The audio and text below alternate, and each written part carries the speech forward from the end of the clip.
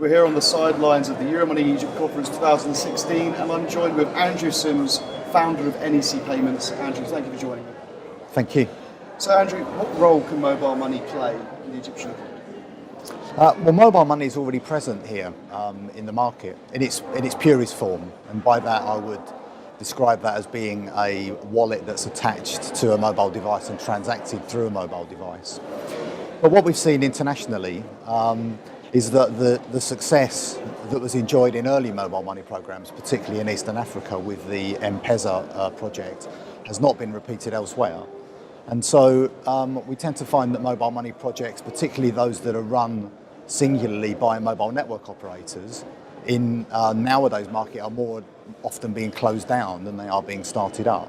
But of course this is just one application for mobile, and we see that the mobile infrastructure, if you broaden the question from being just about mobile money to the mobile infrastructure, then we see that being absolutely key in the development of new financial products, particularly those to address financial inclusion and the underserved markets. And so I think the byword should really be mobile enablement, and by that I mean specifically using the mobile infrastructure, which is omnipresent in countries such as Egypt, as a platform for building up customer interaction. And so that might be any number of different types of applications. It might be mobile money in the form that exists in the market at the moment. It might be mobile banking applications to enable existing account holders to access traditional account services. It might be in the future contactless mobile payment apps, or it might be multifunction applications that enable customers to transact across different channels, all from in one device. So I would say mobile enablement and the mobile infrastructure is absolutely key to being able to roll out and deploy innovative financial services. So really using that mobile payments is more about going towards what we would maybe think of more as traditional internet banking, those kind of services. So. Yeah. Absolutely. So you think about traditional internet banking, and you think about browser-based systems that are operated by somebody on their laptop or on their PC at home. Whereas nowadays, in every market, but especially in these markets, developing markets or emerging markets, as we would call them, where they have financial inclusion issues, a lot of individuals just don't have access to PCs to use traditional internet banking portals, but they have got mobiles, and that mobile might be a smartphone that enables running on Android or iOS that enables them to run the latest apps.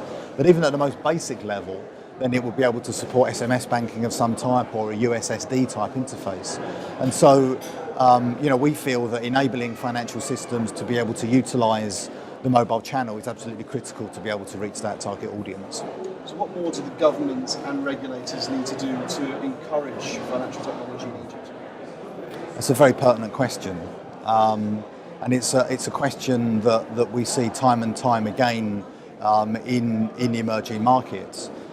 For the type of products that we're talking about here today and the type of products that our technology platform at NEC Payments is able to serve are not currently available in the market. And so that means they're not particularly well understood, if understood at all, by the regulators. And in many cases, they're not even particularly well understood by the banks and the financial institutions themselves. And so we have a knowledge gap to start with. In terms of actual regulation, again, time and time again, we see in emerging markets that there's a disconnect between the regulation and the bureaucratic processes and procedures that are in place, and the objective of being able to roll out new financial products.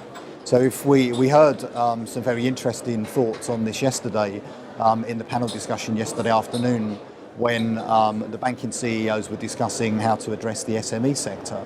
But the same is exactly the same within the retail banking sector. To take a specific example, we talk about financial inclusion. There's a very, very high proportion of people in Egypt that are not in the financial network. And in order to bring them into the financial network, then any financial institution will have to go through a know your customer process. And we find in markets where new financial products are not well understood, then sometimes the regulatory framework, particularly around things like know your customer and anti-money laundering, is not aligned against these new types of users that are going to be coming into the sector. And a one-size-fits-all framework for know your customer and anti-money laundering checks doesn't always work.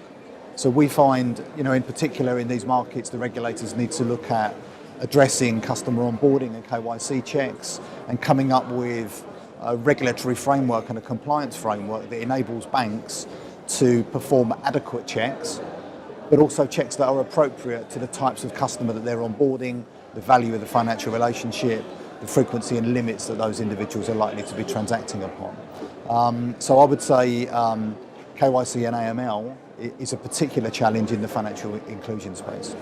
So following that, what makes Egypt unique compared to other places in the region as a location for financial technology? Well, I think what makes it unique at this exact point in time is that there are fundamental changes that need to occur. So over recent years, the economy has suffered dramatically. From research that's been made available to me, it's my understanding that out of a population of 85 million, some 15% of families in 2015 alone slipped below the poverty line.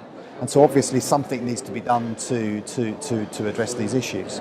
But again, the patient isn't dead on the operating table, as they say, and the economy certainly does seem to be turning the corner.